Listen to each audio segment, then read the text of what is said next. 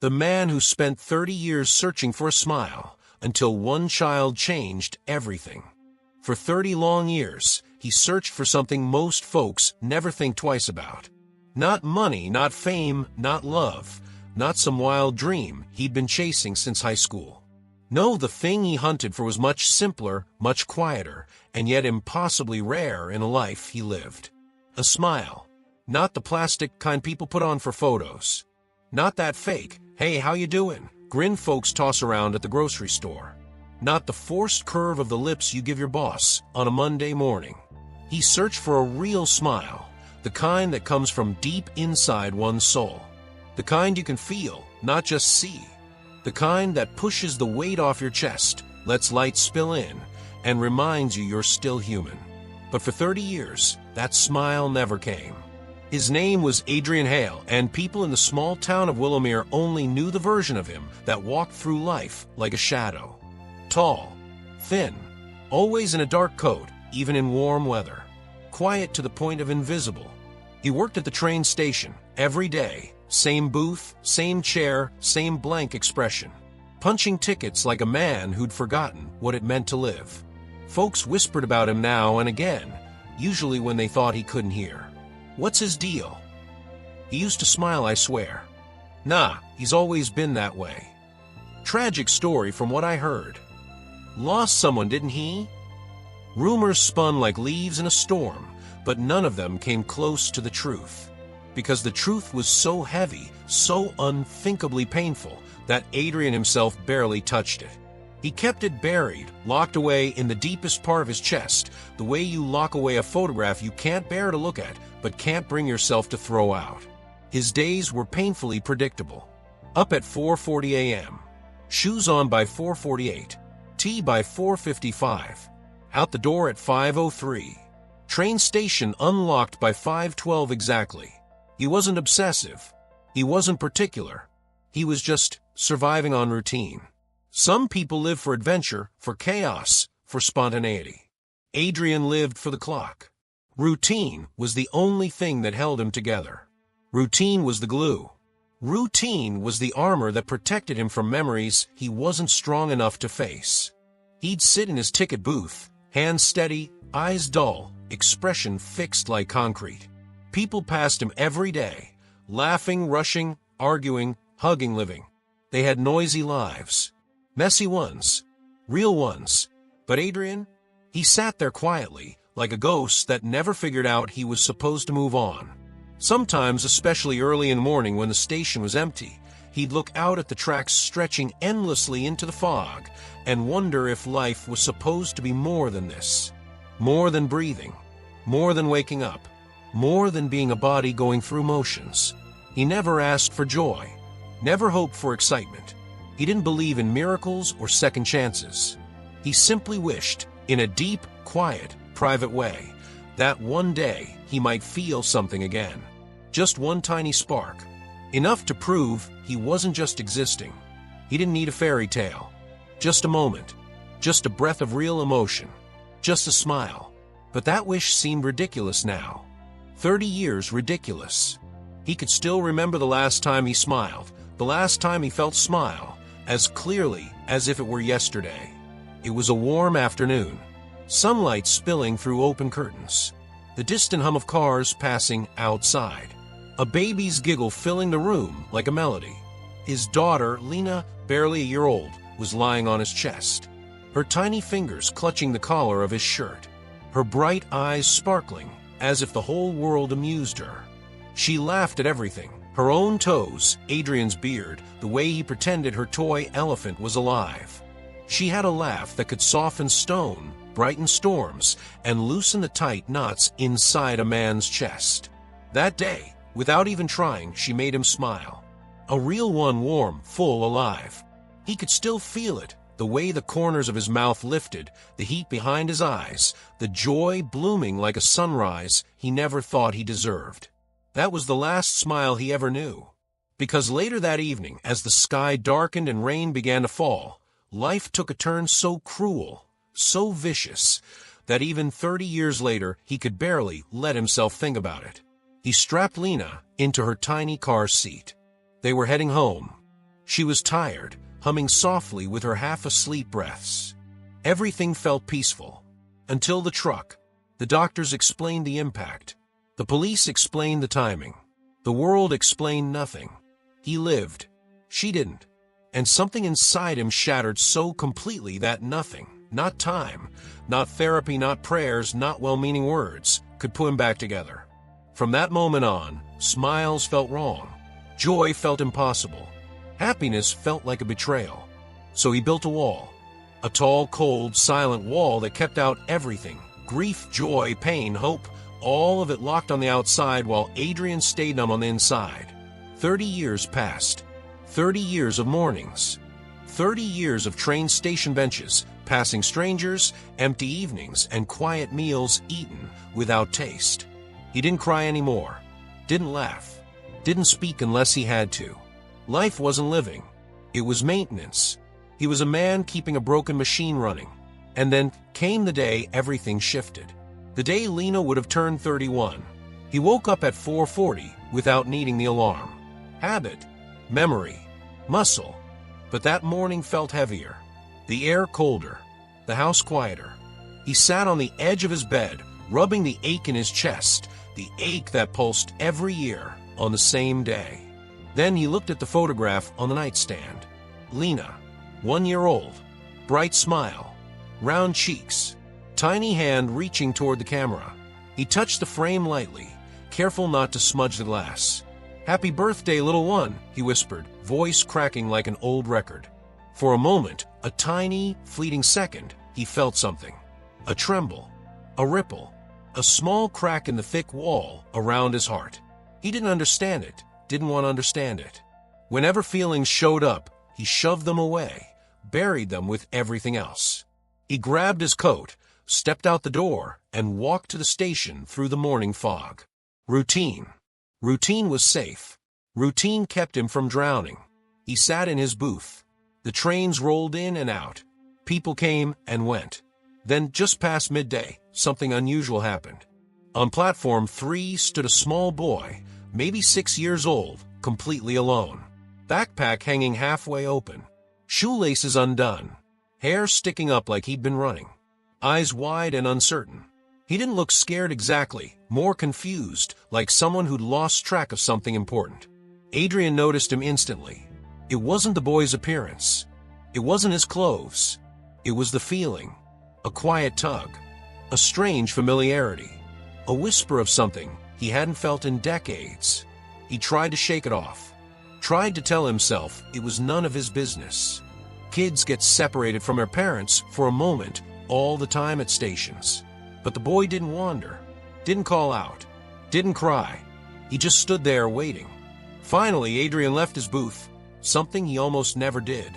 He walked over slowly, his voice stiff from lack of use. "You all right, lad?" he asked. "You look a bit lost." The boy looked up at him with big, earnest eyes, nodded, and said quietly, "My mom was here, and then she wasn't." Adrian felt his chest tighten. "What's your name?" he asked gently. "Evan." Short, simple, innocent. But then the boy blinked up at him, tilted his head, and asked the question that struck Adrian harder than any tragedy he'd ever lived through. "Why don't you smile?" Just like that. No hesitation. No fear. No filter. Children rarely hide the truth. And Evan saw right through him. Adrian froze. It was like time stopped. He couldn't speak, didn't know how to. Because 30 years ago, another little voice had asked him the exact same thing. Lena, barely learning to talk, tugging his beard and saying, "Daddy, smile." He swallowed hard, fighting the burn in his chest. But before he could respond, Evan reached out and did something he hadn't felt in 30 years. He took Adrian's hand. Small fingers. Warm. Trusting. And he said, in the simplest, softest voice, "It's okay. I can help you find it." In that moment, something impossible happened. A spark. A tiny, trembling flicker deep inside Adrian's chest, a place long thought dead. Not a smile yet, but the beginning of one. The beginning of everything. The moment Evan slipped his small hand into Adrian's, the atmosphere of the train station shifted. just a little, barely noticeable, like a soft breeze, nudging an open window. But Adrian felt it. A spark, a flutter, a quiet reminder that he was still capable of feeling something, even if he didn't quite know what it meant. He hadn't held a child's hand in 3 decades. Not since Lena. Not since the world turned cold. But here was this small boy, calm, steady, trusting him without a second thought. As if Adrian were someone worth trusting. Someone solid, someone safe. He wasn't used to that feeling. Hadn't been for years. Evan looked up at him again with those bright, curious eyes, the kind of eyes that saw everything, even the things adults tried to hide. "Are you going to help me find my mom?" he asked, almost casually, as if asking for directions to the nearest snack shop. Adrian blinked, momentarily thrown. "Yes," he said quietly. "Of course." His voice came out gentler than he expected, softer than he'd heard it in years. Evan nodded like he'd never doubted him for a second. Most kids were fidgety at stations. Most tugged at their parents' sleeves, bounced on their toes, asked for snacks, pointed at trains, or complained they were bored. But not Evan. He stood calmly beside Adrian, holding his hand with a steady grip, as if he had all the time in the world. "What's your mom look like?" Adrian asked. Evan shrugged. "She's tall. She had a blue coat on. And she smells like strawberries." Adrian almost smiled at that, but the warmth didn't quite reach his mouth. "All right," he said. "Let's go find her." They walked together through the bustling platforms. Crowds blurred past, men in suits, tourists with camera bags, kids dragging bright luggage with cartoon stickers. It was noisy. It was chaotic. It was alive. But somehow, walking beside the small boy, Adrian felt lighter. Just a bit. A small piece of the heavy weight in his chest loosened its grip. He checked with the station announcers. He asked the staff. He scanned the crowds. No blue coat. No strawberry perfume. No frantic mother searching for her missing child. It didn't sit right with him. "Are you sure she was here, lad?" he asked gently. Evan nodded confidently. "Yep. She told me to stay by the bench while she got us tickets." He pointed toward platform 3. Adrian frowned. That platform had been crowded. A small boy alone, like that should have been noticed by someone. Something felt off. But he didn't want to worry Evan. "We'll find her," he said, giving the boy's shoulder a reassuring squeeze. As they walked past a long row of benches, Evan suddenly stopped. "You're sad," he said plainly. Adrian froze. Kids had a way of seeing things adults pretended weren't there. They didn't care about masks. They didn't care about emotional distance or polite silence. They just noticed. "What makes you say that?" Adrian asked quietly. Evan shrugged. "Your eyes look heavy." "Your eyes look heavy." The words hit harder than he expected. He'd heard people call him quiet, distant, withdrawn. But heavy? No one had said that before. No one had cared enough to say that before. "I'm all right," Adrian muttered, instinctively looking away. But Evan shook his head. "No, you're not. I can tell." Adrian swallowed hard. He didn't know how to answer. Didn't know how to speak the truth. "I had a daughter," he finally said, surprising himself with the confession. "Her name was Lena." Evan's eyes widened. "Where is she?" Adrian took a breath, slow, shaky. "She's gone." Evan didn't ask how. Didn't ask why. Didn't press for details. He just squeezed Adrian's hand a little tighter. A simple gesture. A child's gesture. But for Adrian, it was like someone had opened a door in a room he'd locked for 30 years. They reached the far end of the station. Platform 2, the quiet one, mostly used for overnight routes. Adrian knelt down to be at Evan's eye level. "We'll find her, lad. But I need you to stay close, yeah? Stick with me." Evan nodded. "I like staying with you. You're safe." Safe. The word shook Adrian down to his bones. No one had called him that in decades. He'd spent 30 years feeling like a shattered thing. A reminder of tragedy. A warning sign for what happens when the world falls apart. Safe? He didn't feel safe. He didn't feel like anything good. But Evan believed it. And somehow, that belief warmed a place in him he thought was long dead. "Do you miss your daughter?"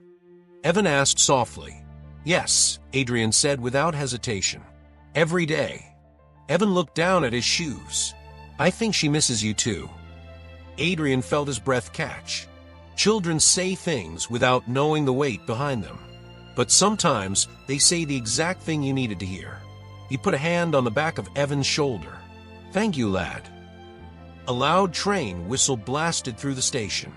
Evan flinched and instinctively pressed closer to Adrian. It's all right, Adrian said, holding him steady.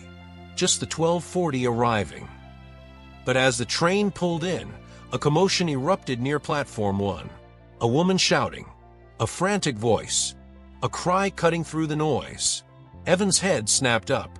That's my mom. Adrian's heart jumped. He didn't know how he recognized the voice, but clearly, Evan did. Adrian grabbed the boy's hand and began weaving through the crowd, moving faster than he had in years. Mom. Evan shouted. Moom. But as they reached the source of the voice, something was wrong. Very wrong. A woman was indeed shouting, but she wasn't shouting for a son. She was shouting at the police. My bag. Someone stole it. My passport, my tickets, everything's gone. No mention of a missing child. No panic of a lost boy. This wasn't Evan's mother. Evan stood there, confused. His small face scrunched in puzzlement. That's not her, he whispered. Adrian placed a steady hand on his shoulder. It's all right. We'll keep looking. But inside, Adrian felt a stir of concern he didn't want to acknowledge. Why wasn't anyone looking for Evan? Where was this mother? Why wasn't there any urgency? He didn't want to scare the boy, but the unease settled deep in his chest like a warning. They returned to Platform 3, the place Evan had last seen his mother. The bench was still there. A few commuters now occupied it, but nothing looked unusual. Show me where you were sitting, Adrian said gently. Evan pointed to the far end of the bench. Adrian crouched down, scanning the area slowly, carefully, like a detective searching for clues. That's when he saw it. A small sticker. Bright, colorful, shaped like a star, stuck to the metal post beside the bench. It wasn't much, but it looked like something a child would have. Is this yours? Adrian asked. Evan shook his head. No. His voice trembled, just slightly, but enough for Adrian to notice. Hey, Adrian said softly. You're doing great, lad. We're gonna figure this out, all right? Evan nodded, but his eyes glistened. Do you think she left without me? He whispered. Adrian's heart cracked. Children weren't meant to ask questions like that. Not at 6 years old. Not with that much fear behind their words. No, Adrian said firmly. No chance. She wouldn't leave you. Something just got mixed up. We'll find her. Evan wiped his eyes quickly with the back of his hand. I wish she'd smile more, he murmured. She used to. A lot. But she doesn't anymore. Adrian froze. A parent who'd stopped smiling? It was too familiar. Too painful. Too close to the truth he'd lived for decades. He took slow breath. Sometimes grown-ups stop smiling because life hurts, Adrian said gently. Evan's voice softened. Like you. Adrian nodded. Like me. Evan slipped his small hand into Adrian's again. Well, he said, I'm going to help you find yours. And you can help me find my mom. Deal. A soft, quiet warmth spread through Adrian's chest. Almost like the start of a smile. Deal. The loudspeakers crackled overhead. Attention passengers, the 1:05 outbound train will be delayed due to a signal malfunction. Adrian stood tall, feeling a strange resolve building in him. He'd spent 30 years drifting, avoiding life, avoiding emotions, avoiding pain.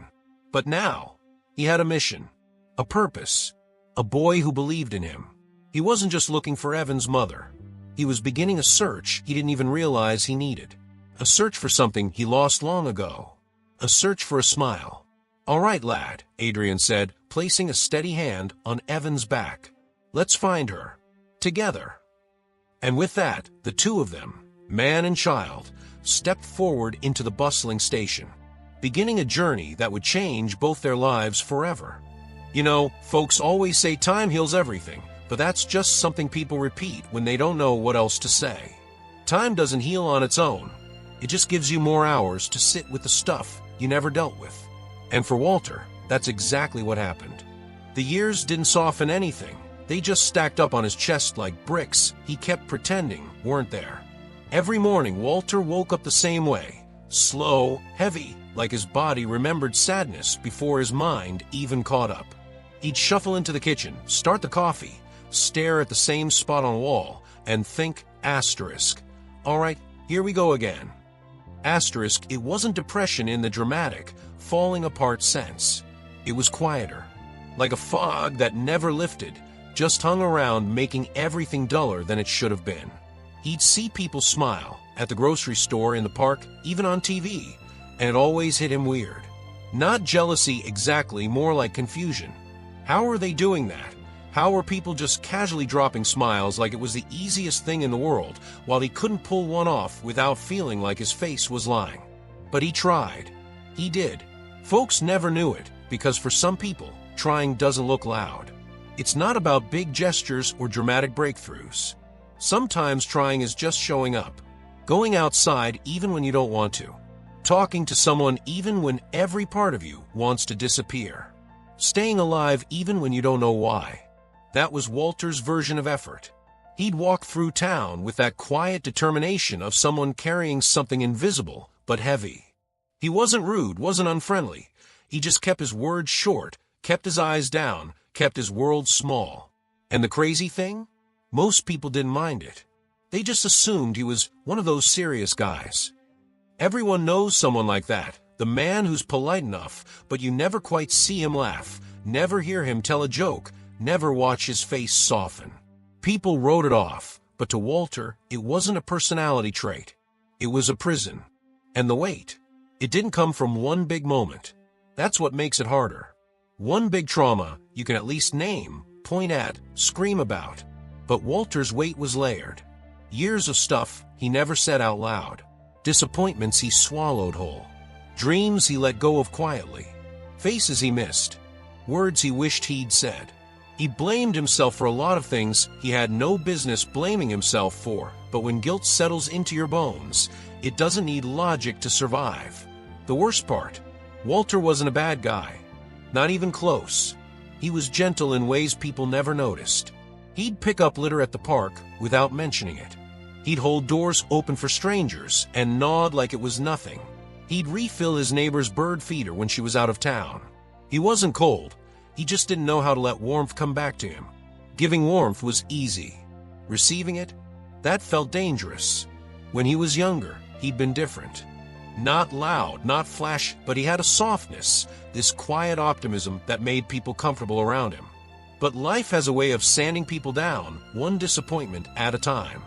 He lost friendships to distance, opportunities to timing, relationships to silence. And somewhere along the way, he started protecting himself by shutting down the part of him that could be hurt. He didn't even realize he'd lost his smile until someone pointed it out years later.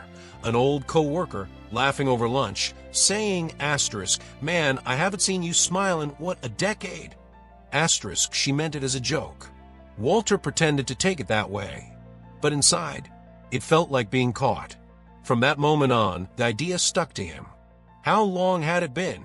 He tried to remember the last time he laughed so hard his stomach hurt. The last time he smiled without thinking. The last time he felt joy that wasn't weighed down by something else. He couldn't recall a date, a month, even a year. It all blurred together. And that scared him more than anything else in his life ever had. Because when you lose a part of yourself slowly, you don't notice the disappearance. But once you realize it's gone, that's when the panic hits. So he started searching. Not in a dramatic movie kind of way. There was no, "I'm going to reclaim my smile" speech. It was quieter, more private. He started watching people, observing joy like it was a science experiment. Kids laughing at nothing. Couples cracking up over inside jokes. Teenagers making goofy faces at their friends. He'd watch it all and think, asterisk, what's the formula? What's the trick? But the more he watched, the more he realized joy didn't have a formula. It wasn't earned like a reward. It wasn't found like a lost object. Happiness happened in small, stupid moments, moments he couldn't seem to catch anymore. And that hit him hard. He started avoiding mirrors. Something about seeing his own face felt wrong, like looking at someone he used to know but couldn't reconnect with. His reflection always looked a bit tired, a bit disappointed, like it was waiting for him to figure out something he kept missing. Every night, lying in bed, he'd whisper to himself, asterisk, tomorrow will be different. Asterisk, but tomorrow always looked a lot like yesterday. And the day after, and the day after that. The weight didn't crush him. It wasn't that kind of pain. It was the kind that keeps you from standing fully upright, from breathing fully in, from dreaming fully out. He lived in a half version of his own life, and the saddest part is, he got used to it. Routine made numbness feel normal. Quiet streets, quiet mornings, quiet everything. That quiet became his identity. And once you settle into an identity long enough, it becomes harder and harder to imagine anything else. People sometimes asked, asterisk, why don't you smile? Asterisk, and Walter never knew how to answer. How you explain that your smile left the way some people walk out of your life, slowly at first, then all at once, and then one day you look around and realize it's been gone so long it feels weird to even ask where it went. He felt ridiculous, honestly. A grown man obsessing over something as simple as a smile. But when you haven't felt pure joy in decades, that simplicity becomes complicated real quick. So he carried that weight. Carried it quietly. Carried it every day. Carried it everywhere. But here's the thing about weight. Eventually, life finds a way to shift it. Not always in the way you expect, and definitely not when you expect it. Sometimes you spend years convinced your story is already written, that the page can't turn because you're stuck in the same chapter. Then something small happens, so small you almost miss it, and everything starts changing. Walter didn't know it yet, but life was already moving toward him. A moment was coming, one he couldn't predict, couldn't plan for, couldn't prepare himself to handle. A moment that would land in front of him like a spark in a dark room. And it wasn't a job, or a person from his past, or some inspirational awakening. It was a child. One child. Small. Quiet. Unexpected. And that kid was about to shake Walter's entire world loose. Because sometimes the weight you carry starts to lift when someone else shows up, not to take it from you, but to remind you that you were never meant to carry it alone. And that reminder, yeah, it was coming, closer than Walter could have ever guessed. There are days in a person's life that slip by quietly, barely making a sound, barely leaving a mark. Then there are days that sneak up on you looking ordinary as hell. Same sunrise, same routine, same everything. But somewhere in the middle of all that plainness, something small happens, something tiny, something you'd miss if you blinked, and that little thing ends up flipping your whole world on its side. For Walter, that day didn't announce itself. It just walked right into his life like it had always been meant to. It was a Tuesday. Of course it was a Tuesday. Nothing dramatic ever happens on a Friday or a holiday or some day where you're mentally prepared. Tuesdays are sneaky like that. Walter woke up the way he always did, slow, stiff, vaguely annoyed at existence. He shuffled to the kitchen, started up his ancient coffee maker that groaned louder than he did, stared out the window, and braced himself for another predictable day. He didn't expect anything unusual. Hell, he didn't even hope for anything unusual. Hope was something he'd use sparingly these days, like an old candle he didn't want to burn down too fast. He just grabbed his coat, stepped outside, and started walking toward town like he always did. The air was crisp, a little chilly, the kind that wakes your skin up, but not your soul. Walter shoved his hands in his pockets and kept his head down, mind drifting from nothing to nothing. He followed the same sidewalk he'd walked 1,000 times before. He'd learned every crack in it, every crooked slab, every patch of weeds squeezing through the concrete like they'd decided quitting wasn't in their nature.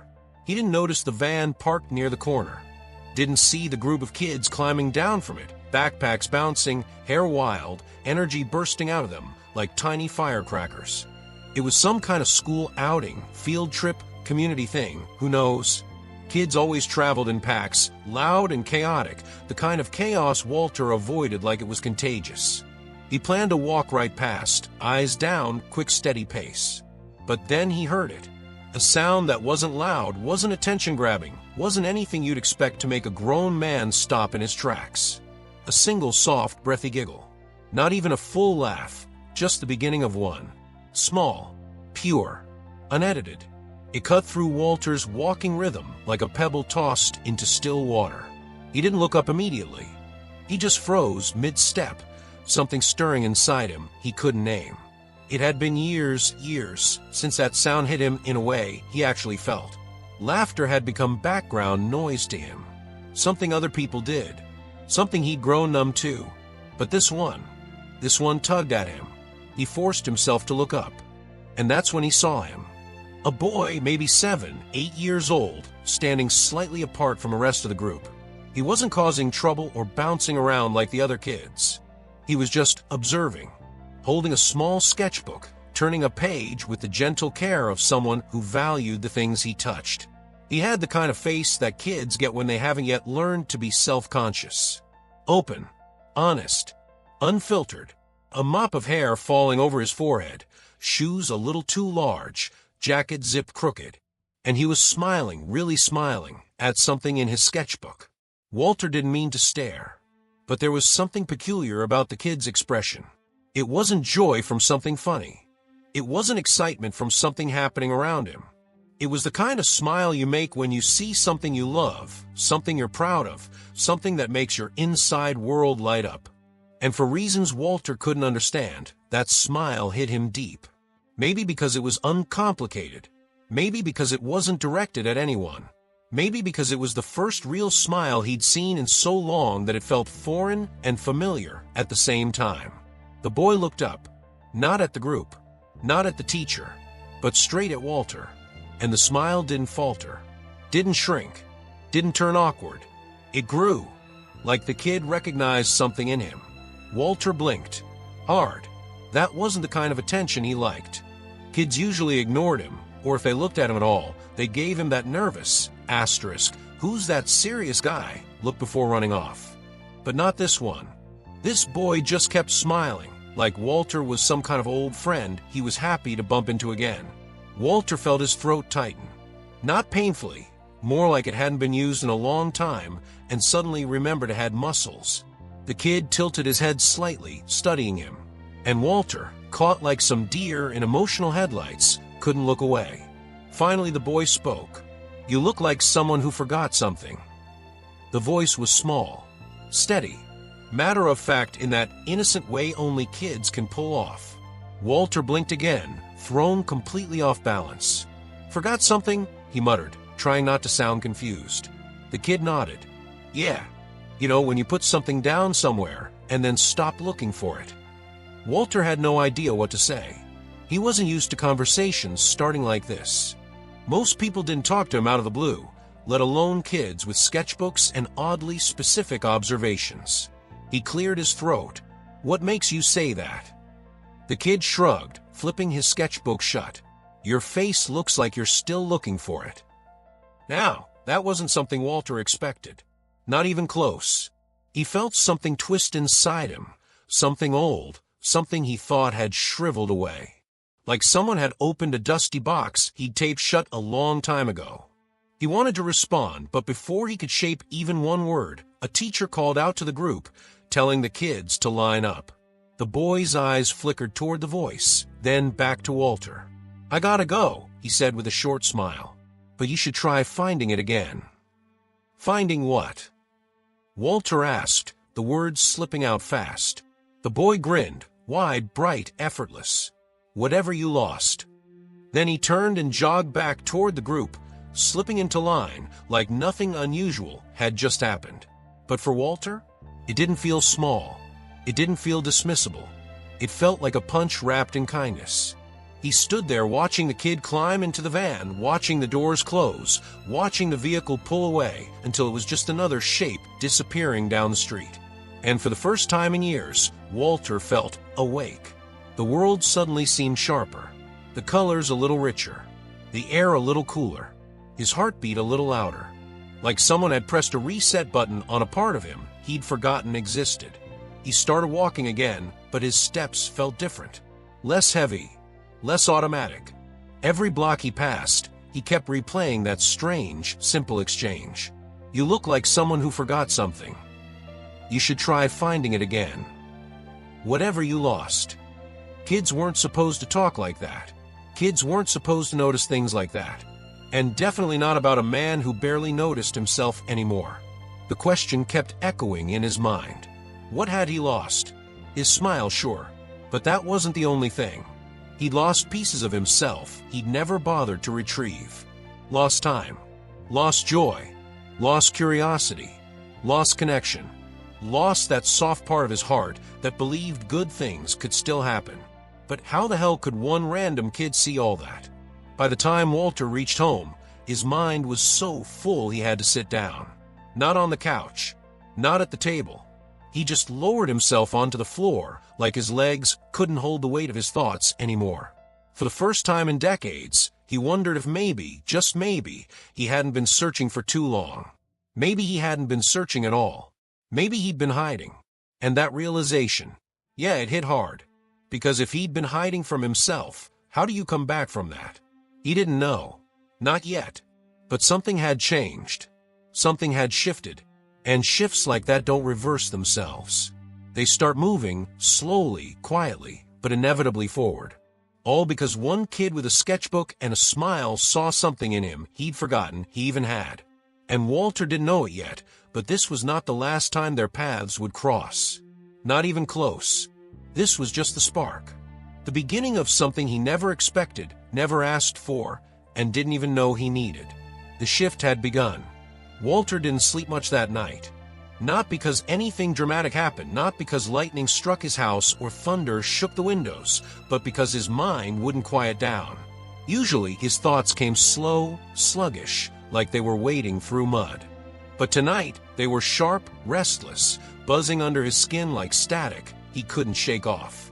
He lay there in the dark, eyes open, staring at the ceiling with that same old familiar heaviness in his chest. Only this time, there was something else mixed in, something he couldn't recognize at first.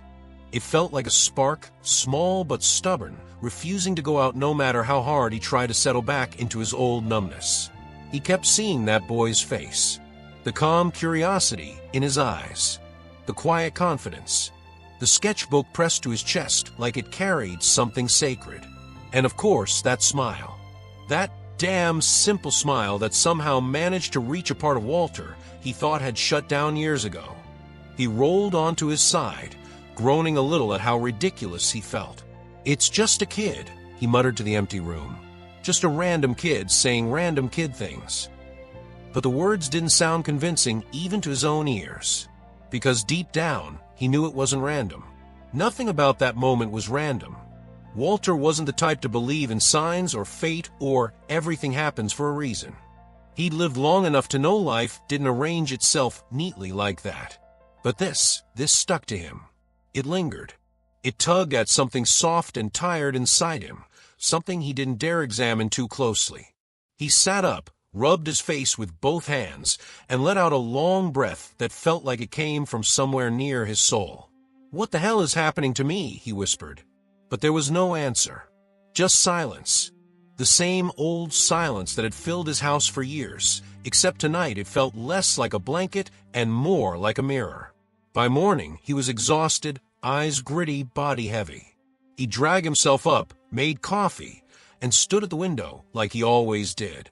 Everything outside looked normal. Same neighborhood, same quiet street, same tired buildings half blinded by the rising sun. But the world felt different because he felt different, and he didn't like that one bit. Walter, habitual, cautious, emotionally barricaded Walter, didn't like change. But the change wouldn't let him go. All through the morning, while he walked into town, he kept glancing at corners and sidewalks like the kid might suddenly reappear. He felt stupid doing it, but his feet kept slowing down near the spot where he'd first seen him. The space looked so ordinary without that small figure standing in it. Just a patch of concrete. Just a quiet street. But something inside him ached anyway. He kept telling himself it was nothing. A moment. A conversation. A coincidence. People say weird stuff all the time. Adults, kids, strangers on buses, but you don't carry their words with you for days. You don't feel them echoing in your chest long after the moment ends. But Walter did. That kid's words, simple as they were, felt like someone had cracked a window open in a room he'd sealed shut. And now, without his permission, air was coming in. Light. Hope even. He wasn't ready for hope. He didn't know how to hold it anymore. The day dragged on. Walter tried reading. Couldn't focus. Tried cleaning. Got distracted. Tried sitting still. Failed miserably. Every few minutes, his mind wandered back to that sketchbook. What was the kid drawing? Why was he smiling like that? Why did he look at Walter like he saw straight through him? Afternoon rolled in with its slow warmth, and Walter found himself heading to the park without even deciding to. His feet just went. The park was one of the few places that didn't make him feel boxed in. Open space. Soft sounds. People far enough away not to bother him. And on days when he didn't feel completely human, sitting on a park bench made him feel like he was at least part of the world again, even if only a little. He sat on his usual bench, the one near the old oak tree, with roots thick enough to trip anyone walking too fast. He watched people wander by. Families, joggers, elderly folks out for slow strolls. Kids chasing each other with that reckless joy he'd almost forgotten existed. And then just when he convinced himself he was losing his mind for obsessing over one random encounter, something happened that made him freeze. A van pulled up near the far path. It was the same kind of van from yesterday. School group, field trip, or maybe the group. Walter's heart did something it hadn't done in years. It kicked up, fast and uneven, like it wasn't used to sudden emotion. He sat forward, elbows on knees, eyes narrowed slightly as the doors slid open. One kid jumped out, then another, then two more. Laughter, chatter, backpacks swinging everywhere. And then, there he was, the boy. Same messy hair, same uneven jacket, same little sketchbook tucked under one arm, like it was glued there. Walter's breath caught, not in a dramatic way, but in a quiet, startled way, like his body wasn't prepared to feel anything sharp. He watched as the group gathered around a teacher giving instructions. The boy stood a bit off to the side, not far, but noticeably separate. Like he was part of the group, but also apart from it. Comfortable in his own little space. Then, as if he could feel someone's eyes on him, the boy looked up. His gaze scanned the park slowly, curiously, until it landed right on Walter. And the smile. It appeared instantly, warm and genuine, like seeing Walter actually made the kid happy. Walter's stomach flipped. Just a little. Just enough. The boy lifted his hand in a small wave. Not dramatic. Not attention-seeking. Just acknowledging. Like they'd shared some secret yesterday neither of them had words for yet. Walter lifted a hand back. Hesitant. Awkward. But real. The boy walked over, not rushed, not nervous, just deliberate and sure, like this was normal. Like talking to a lonely-looking man on a park bench was something he did every day. Walter cleared his throat, suddenly aware of how long it had been since he talked to anyone without armor on. "Hey there," he said, voice a little rough. "You came back," the boy said simply. Walter blinked. "Came back." "Yeah. Yesterday, you looked like somebody who didn't usually stop to talk to kids." The boy shrugged. "But today you came back. So yeah, you came back." Walter didn't know whether to laugh or be deeply concerned that an 8-year-old was reading him like a book. "I come to this park a lot," he said, trying to sound casual. The boy nodded. "I know. You know. I saw you before. Like a few times. You always look like you're thinking too hard." Walter felt something in him jolt. This kid had seen him before? Not just yesterday. How had he missed him? How had he missed that? Thinking too hard, huh? Walter repeated, trying to sound amused. "Yeah. My teacher says sometimes grown-ups think so hard they forget what they're supposed to feel." Walter felt that in his chest like a shove. Smart teacher. The boy shook his head. "No. I figured that out, not her." Of course he did.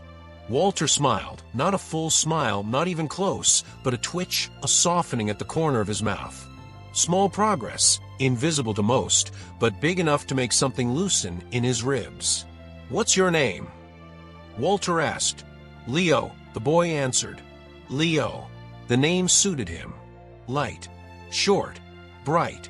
"I'm Walter," he said, though the kid probably already guessed that grown-ups usually introduce themselves when conversations get this real this fast. Leo nodded thoughtfully, like the name was a puzzle piece he needed to file away somewhere important. Then he opened his sketchbook. Walter leaned slightly forward without meaning to. "Can I show you something?" Leo asked. Walter swallowed. "Yeah, sure." Leo flipped through a few pages, scribbles, shapes, little drawings of trees, animals, random doodles, until he stopped on a page about halfway through. He turned the book toward Walter. It was a drawing of a man sitting alone on a park bench. Head down, shoulders slightly hunched, hands clasped loosely together. And even though it was drawn with a kid's unpolished lines, Walter recognized himself instantly. His breath caught again. "You drew this yesterday?" he asked quietly. Leo nodded. Before I talk to you." Walter stared at the drawing, something warm and painful blooming in his chest. "Why?" Leo shrugged. "You look like someone who needed to be seen." Walter had no answer for that. Couldn't form one. Couldn't even think of one. And for the first time in decades, he felt like someone had reached inside him, gently, respectfully, and touched something he thought had died. The sketchbook closed softly. Leo smiled again. And Walter, he didn't smile. But something inside him shifted. Something small. Something beginning. And that mattered more than any smile ever could. Walter spent most of his life building walls he didn't even realize he was constructing. Quiet walls, invisible ones, made from years of disappointment, silence, and that heavy habit of keeping people at arm's length. And for the most part, those walls stayed firm, solid, unmovable. He'd lived behind them so long that they felt more like a home than a prison. Comfortable, predictable, safe. But the funny thing about walls is they don't always crack from big hits. Sometimes all it takes is something small, something soft, something unexpected, something like an 8-year-old kid with a sketchbook and an honest smile. After Leo showed him that drawing, Walter didn't know what to do with himself. It was strange being seen so clearly by someone who barely reached his elbow. He felt exposed, like someone had taken a flashlight and shone it straight into the locked-up corners of his heart. He'd gotten so used to being overlooked, ignored, or misread that he didn't know how to respond when someone got him right on the first try. Leo sat down next to him on the bench, completely comfortable, legs swinging freely underneath. Walter wasn't used to sharing his bench. Usually, people walked by without a second glance, or if they did notice him, they kept their distance like he gave off, "Don't sit here" energy. But Leo plopped down like they were old friends. Walter glanced over at him. "Do you draw a lot?" Leo nodded, flipping the sketchbook open again. "Every day. My mom says it's my superpower." He tapped the cover with a finger. "This is kind of like my extra brain. Stuff makes more sense when I draw it." Walter let that hang for a moment. Kids had a way of saying profound things without trying to sound smart. Adults tried too hard. Kids just spoke. "You drew me yesterday," Walter said slowly, "before you even talked to me." Leo shrugged like it was no big deal. "Yeah, you have interesting lines." Walter blinked. "Lines?" Leo pointed at Walter's face. "Right there, around your eyes, and here." He tapped his own forehead to show. "You get those lines when you're thinking about something you miss." Walter didn't know whether to feel impressed or extremely uncomfortable. "You're pretty observant for someone your age." Leo grinned. "That's also my superpower." Walter chuckled under his breath, barely a sound, more like a warm exhale, but it shocked him. He hadn't even realized he'd done it. It wasn't laughter, not really, but wasn't the usual emptiness either. It was something in between, like a wobbling baby step his emotions were taking after being asleep for years. Leo noticed. Of course he did. "Hey," he said softly, "you almost smiled." Walter stiffened. "Did I?"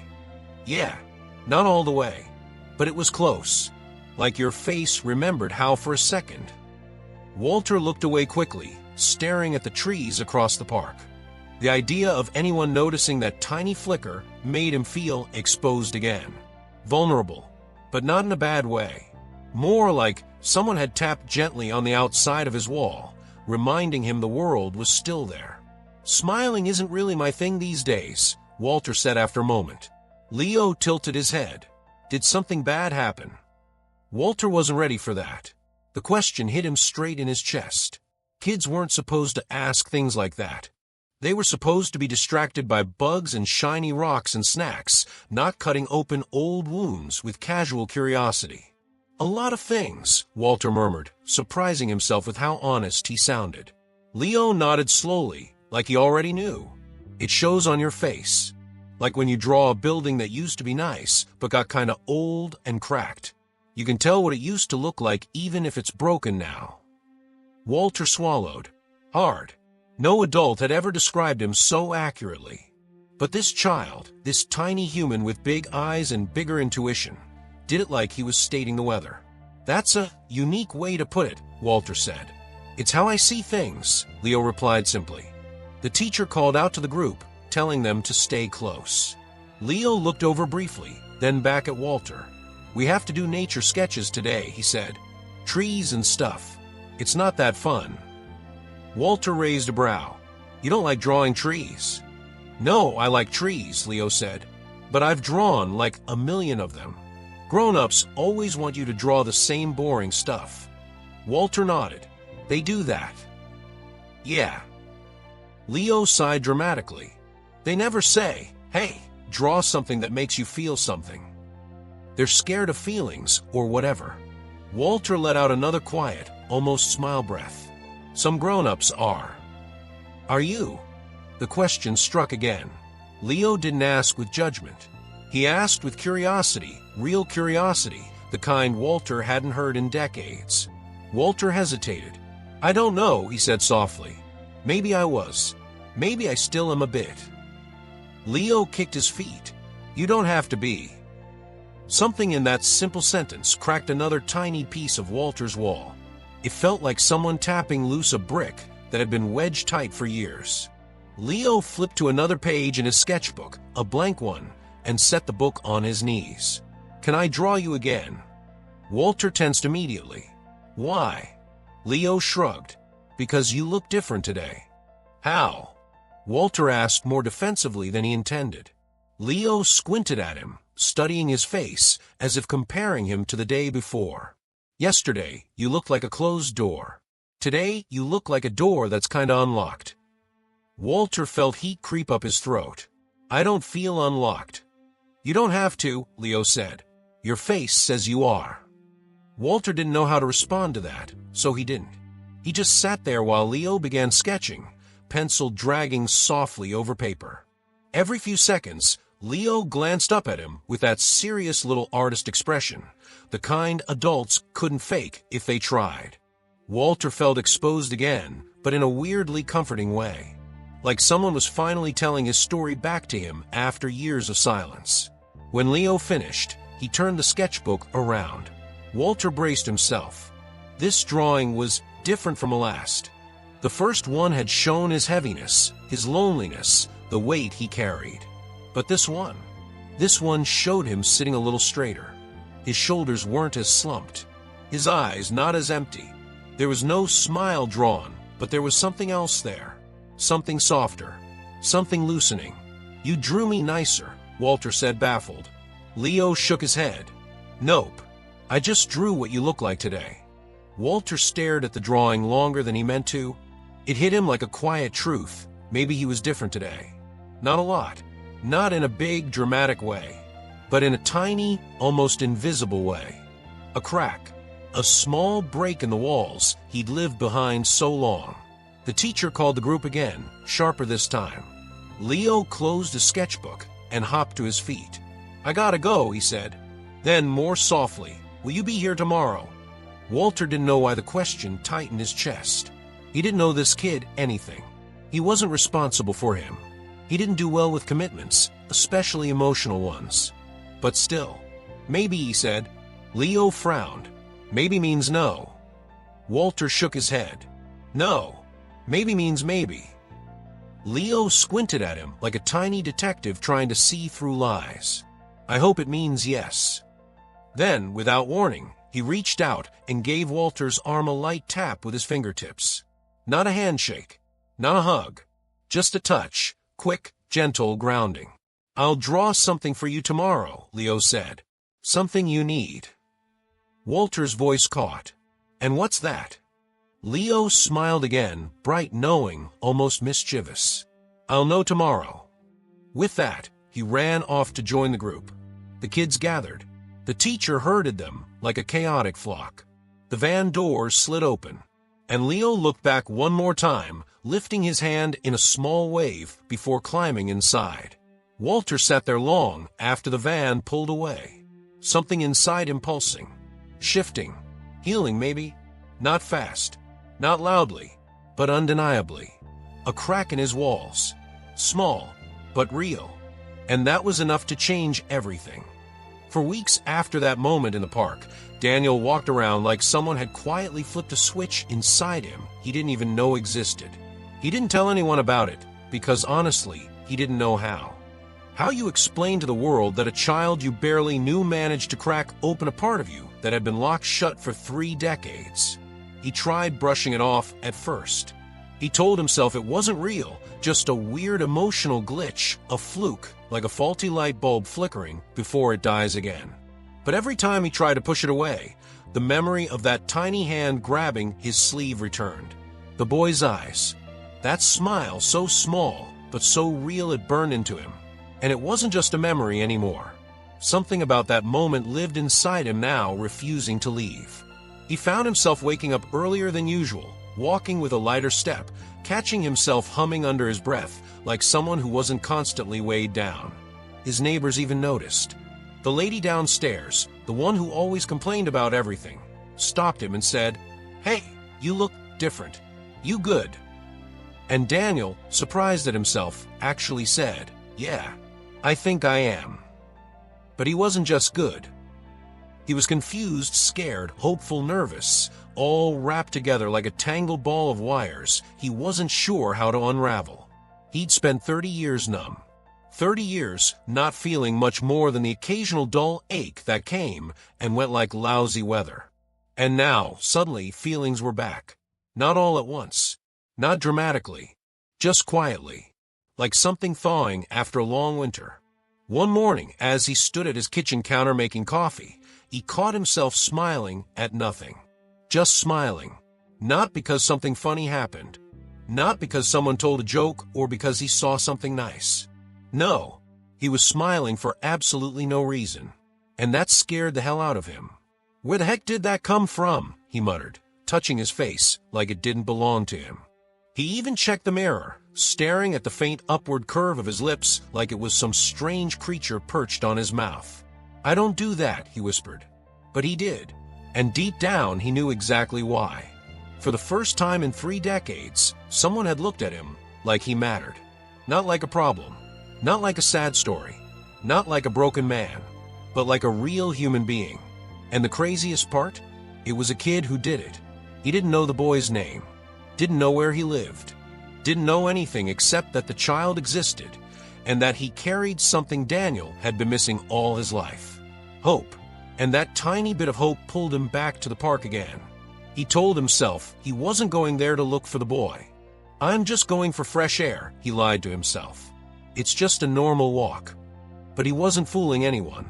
The truth was he wanted to see the kid again, not because he expected some magical moment, but because being near the child made him feel human again. But the bench was empty. The slide was empty. The whole playground was quiet except for a couple of teenagers who looked like they'd rather be anywhere else. The boy wasn't there. Daniel swallowed a weird sting of disappointment he didn't expect. "Figures," he muttered, stuffing his hands into his pockets. He was about to leave when he saw the woman again, the boy's mother. She was standing on the opposite side of the playground, talking on her phone, one hand nervously clutching the strap of her bag.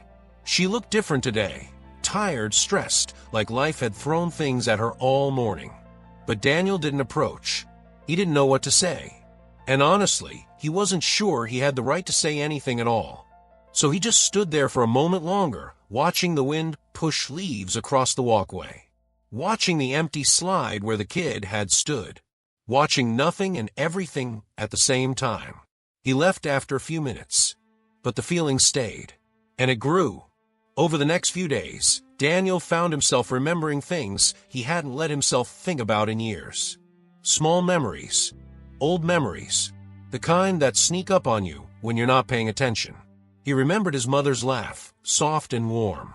He remembered the way she used to tap his hand twice when she wanted him to know everything was okay.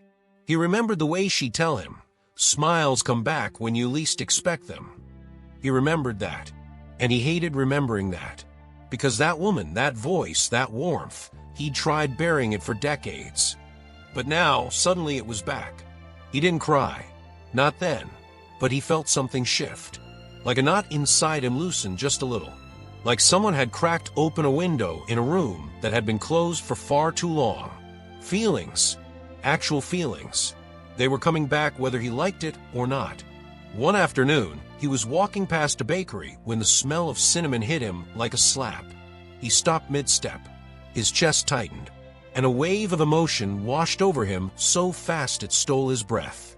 His mom used to bake cinnamon rolls every Sunday morning. He hadn't thought about that in 30 years. He stood frozen on the sidewalk, eyes closed, heart pounding. He heard her laugh. He heard her voice. And for the first time in decades, he felt warmth spread across his chest, a warmth he'd forgotten he was capable of feeling.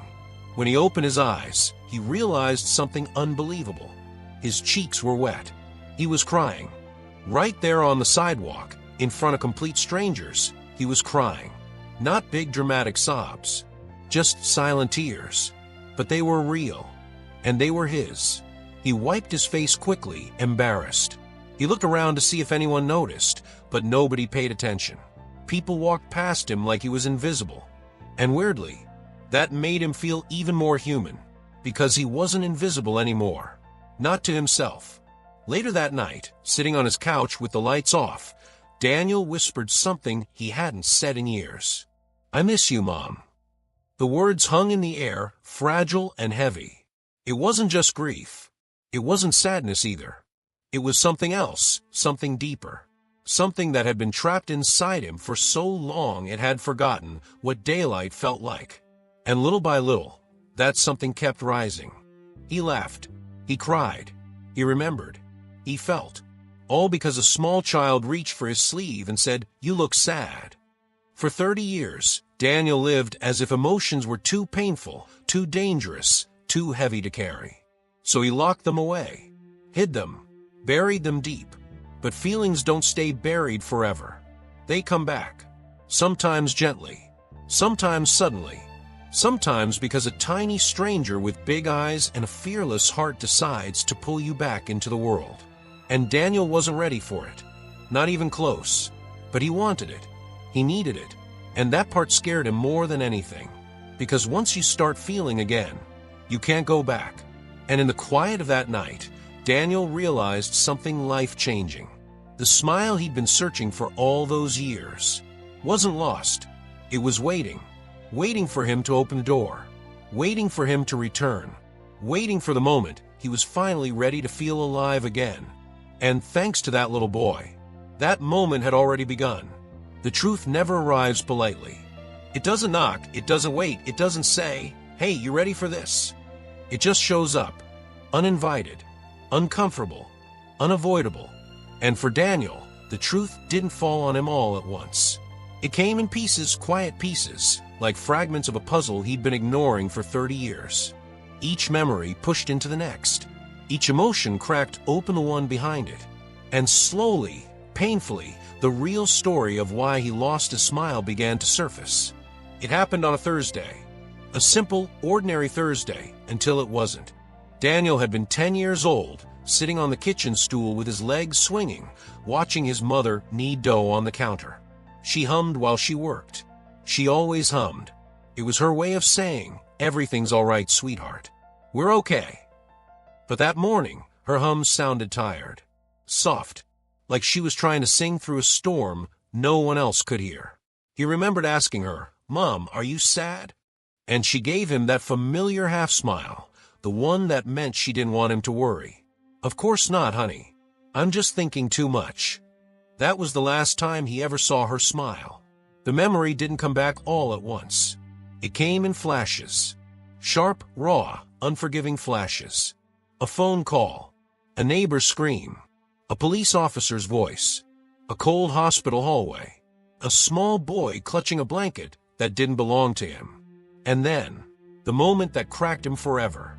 Standing in a sterile hospital room, staring at a bed with a sheet pulled over a body far too still. A body too familiar. A mother who would never hum again. A hand he reached for but didn't dare touch. Daniel's father had broken down in that room. Collapsed. Shaking, sobbing, unraveling. And Daniel, just 10 years old, stood frozen. Not crying. Not moving. Not breathing properly. Just trying to disappear. Everyone kept telling him, "Be strong, okay? Your dad needs you." And so he tried. Lord, he tried. But a 10-year-old shouldn't be strong. A 10-year-old shouldn't be anyone's anchor. A 10-year-old shouldn't have to learn death and silence in the same breath. That day, something inside Daniel snapped shut like a door slamming in his chest. He didn't cry at the funeral. He didn't cry when his father started drinking. He didn't cry when the house grew quiet and empty and cold. He didn't cry at all. Feelings became dangerous. Emotions became too heavy. Smiles felt like lies. So he buried everything. Deep. Deep enough that for 30 years he convinced himself the pain wasn't there. Until one kid touched his sleeve. And now those memories, the ones he'd locked in a box and shoved into the darkest corner of his mind, were spilling out faster than he could catch them. He remembered the following weeks after his mother's passing. The casseroles dropped off by sympathetic neighbors.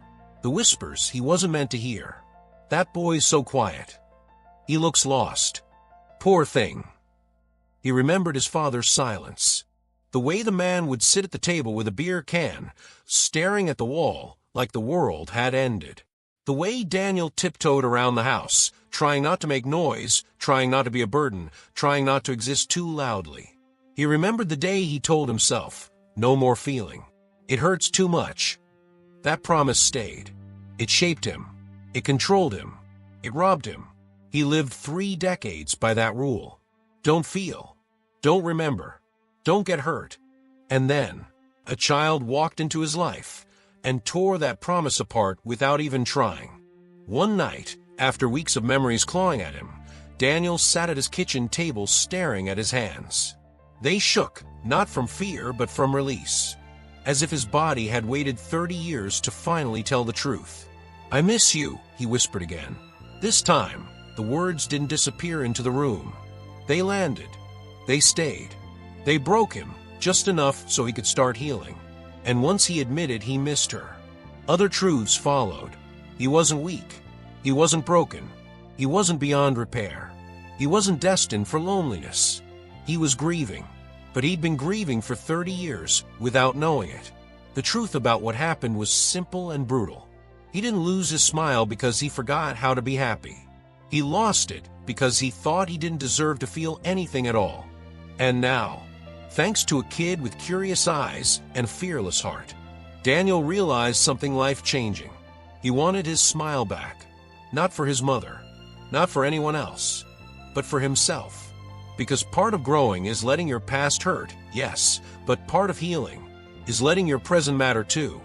That night, lying in bed staring at the ceiling, Daniel whispered the last truth he'd been afraid to admit. "I'm ready. Ready to feel. Ready to heal. Ready to face the memory he'd run from his entire life. Ready for the next step." And somewhere deep inside him, in the place that had been locked for decades, a small spark flickered. Not a full smile.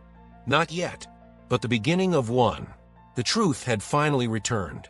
And this time, he wasn't running from it. Healing never arrives with fireworks. It comes quietly, soft, steady, patient, like sunlight creeping through curtains after a long night. And for Daniel, healing didn't show up with some dramatic epiphany. It came in tiny moments. Moments so small, he barely noticed them at first. Like the morning he woke up and didn't feel heavy. Or the afternoon he caught himself whistling as he washed dishes. Or the night he walked past a mirror and didn't immediately look away. Little things. Subtle things. Human things. But the biggest shift, the one that truly mattered, happened on a Wednesday. Just like 30 years ago. Life has a strange way of circling back on itself, doesn't it? That morning, Daniel returned to the same park he had visited for weeks. Something inside him pulled him back there like gravity, like fate, like unfinished business. And he wasn't lying to himself anymore. He was hoping the kid would be there. Not because he needed another magical moment. Not because he wanted more answers. But because the child represented something he thought he'd lost forever. Connection. Warmth. Possibility. But the bench was empty. The playground was quiet. The air felt still, heavy with early morning chill. He almost turned around to leave. Almost. Then he heard it. A small laugh. Quick, bright, unmistakable. He knew that laugh. He turned, and there he was, the boy, sitting on the bottom of the slide, playing with a little toy truck like the whole world was his. Daniel froze. For a moment, everything in him, every emotion, every memory, every piece, held its breath. Because the child wasn't just part of his healing anymore. He was the spark that started it. Before Daniel could move, the boy looked up. Their eyes met. And then the kid smiled. Not a big grin. Not a forced one. Just a small, pure, gentle smile. The same one he'd given weeks ago. But this time, Daniel didn't look away. He didn't shut down. He didn't pretend he didn't feel anything. This time, he let the moment land. The boy stood up, toy in hand, and walked toward him with the same fearless innocence that had cracked through Daniel's walls the first time. "You came back," the child said, almost like he'd been expecting him. Daniel swallowed the lump in his throat. "Yeah," he said quietly. I guess I did." The boy studied his face, his expression full of the kind of honesty only kids have. Then he said something that hit Daniel straight in the heart. "You look lighter now." Lighter. Not happier. Not fixed. Not better. Lighter. Because kids don't lie. Kids don't dress words up. Kids don't pretend. They just know. Daniel let out a shaky breath that almost sounded like a laugh. The child tilted his head, confused but curious. And then, unexpectedly, uncontrollably, it happened. A smile. A real one. Small at first. Soft. Barely there. But it was his. Not borrowed. Not forced. Not masked. A genuine, honest-to-God smile. After 30 years of thinking he'd never see one on his face again. It appeared so naturally he didn't even realize it at first. He only noticed when the boy gasped and said, "Hey, you smiled." Daniel touched his cheek, like he had weeks ago when he felt it rising for the first time. But this time he didn't panic. This time he smiled wider. The boy stepped closer, eyes shining. "I knew you had one," he said proudly, as if he'd solve a mystery no one else dared to touch. Daniel kneeled slightly, getting to the child's height. "Thank you," he whispered. "You don't know what you did for me." The boy shrugged in that adorable, carefree way kids do. "I just didn't want you to be sad." And that was it. Simple, pure, true. Adults complicate everything. Kids see what's in front of them. The boy's mother called from across the park. He waved at Daniel and ran off, leaving a small echo of laughter behind him. Daniel stood there alone again. But this time he didn't feel alone. The smile stayed. Not huge, not perfect, but steady. It felt like warm sunlight on his skin, like his mother's humming, like the life he shut out was finally letting him back in. He walked home with that small smile still resting softly on his face. People nodded at him, smiled back, even strangers. And for the first time in decades, he didn't look away or stiffen or shut down. He smiled back. It wasn't just a smile on his face. It was a smile in his chest, a smile in his memory, a smile in places he thought had died long ago. And deep inside, he realized something beautiful. His mother's last smile, the one he'd lost on that terrible Thursday, had never actually disappeared. It had just been waiting for him to be ready again. And now, he was ready. Ready to feel. Ready to heal. Ready to live. The smile he thought he lost forever was his once more. And it wasn't going anywhere. A new beginning doesn't thunder in like a storm. It arrives quietly, gently, almost shyly. Like the soft glow before sunrise. Like the world holding its breath, waiting for you to take the first step. For Daniel, that new beginning didn't start with the big smile he'd found again. It started with what came after. The realization that his life wasn't finished, and it wasn't frozen in the past. He had more story left in him. More choices. More chances. The next morning, he woke up before his alarm, something he hadn't done willingly in years. He lay there for a moment, staring at the ceiling, feeling something unfamiliar filling the quiet. Peace.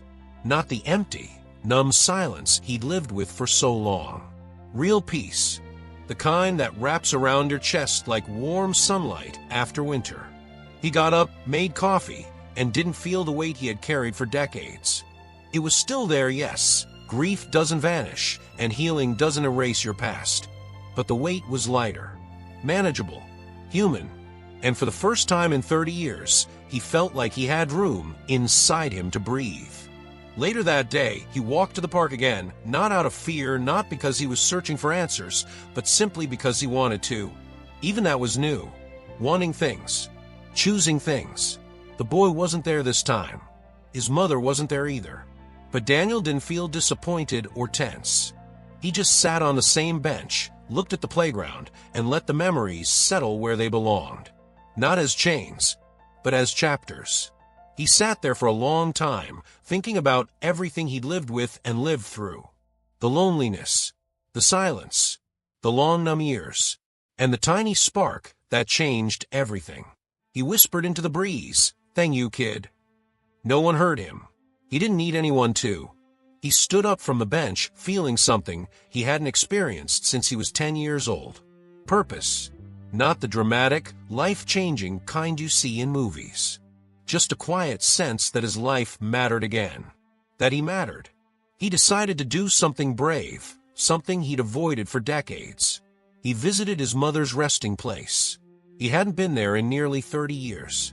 Not because he didn't love her, but because he didn't know how to face the pain. Now he did. He stood before the small, humble stone, hands shaking slightly, not from fear but from release. He knelt, touched the cold marble, and for the first time since he was a child, he spoke to her openly. "I'm sorry I stayed away," he whispered. "I'm sorry I forgot how to feel."